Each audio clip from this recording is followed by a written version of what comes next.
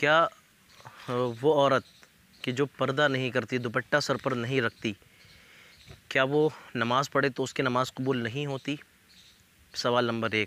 اور سوال نمبر 2 یہ، کیا عورت بغیر دوپٹے کے وضو کر سکتی ہے؟ سوال نمبر 3 کہ عورت بغیر دوپٹے کے جو ہے اللہ کا ذکر کر سکتی ہے؟ تو جو پہلا والا سوال ہے نا، اس کے اندر دیکھیں مشکوٰۃ شریف کے اندر ایک حدیث ہے کہ اگر دوپٹہ سر پر نہیں ہے تو نماز نہیں ہوگی۔ تو یہاں پر اس حدیث کو جو کچھ لوگ ایکسپلین کرتے ہیں نا اپنے حساب سے، وہ یہ کہتے ہیں بھائی کہ وہ عورت جو مطلب بے پردگی کے ساتھ رہتی ہے، دوپٹہ سر پر نہ رکھے، تو ایسی عورت تو نماز بھی پڑھے تو نماز نہیں ہوگی۔ تو مسئلہ یہ نہیں ہے، مسئلہ یہ ہے کہ عورت جس وقت نماز پڑھ رہی ہو اس وقت اس کے سر پر دوپٹے کا ہونا فرض ہے۔ جی ہاں، اس وقت اس کے سر پر دوپٹے کا ہونا فرض ہے۔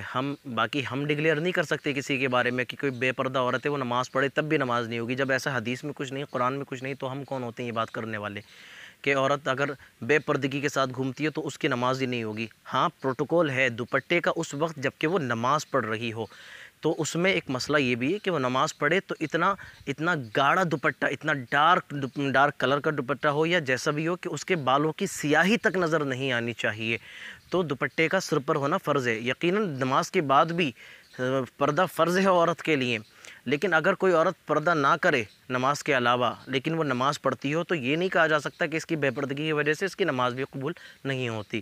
سوال نمبر 2 تھا کہ عورت بغیر دوپٹے کے وضو کر سکتی ہے؟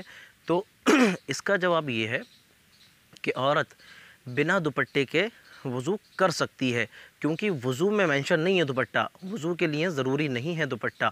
ہاں یہ ہے کہ اگر کوئی غیر محرم ہے گھر کے اندر تو اس سے پردہ ضروری ہے۔ اگر پورشن الگ الگ ہیں، ایک گھر میں 2 پورشن ہیں، وہ دوسرے میں ہے یہ ادھر ہے، تب بھی بغیر دوپٹے کے کر لے، لیکن ایسا لگتا ہے کہ اگر سامنے بیٹھے گی تو ایسی جگہ پر غیر محرم ہے کہ پردہ نہیں ہو سکے گا، تو واش روم وغیرہ کے اندر انتظام ہو، الگ سے باتھ روم میں ہو، تو وہاں پر وضو کیا جا سکتا ہے۔ اور تیسرا سوال یہ تھا کہ عورت بغیر دوپٹے کے اللہ کا ذکر کر سکتی ہے؟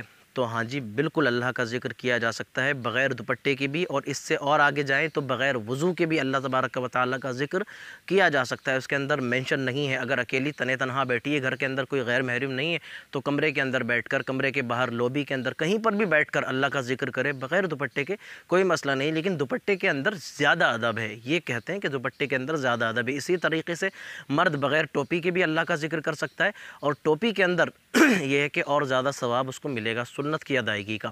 تو یہ 3 سوالوں کے جواب تھے۔ اب بات آپ کی امید ہے میری سمجھ میں آ گئی ہوگی۔ اللہ تعالی عمل کی توفیق دے، آمین۔ اللہ حافظ۔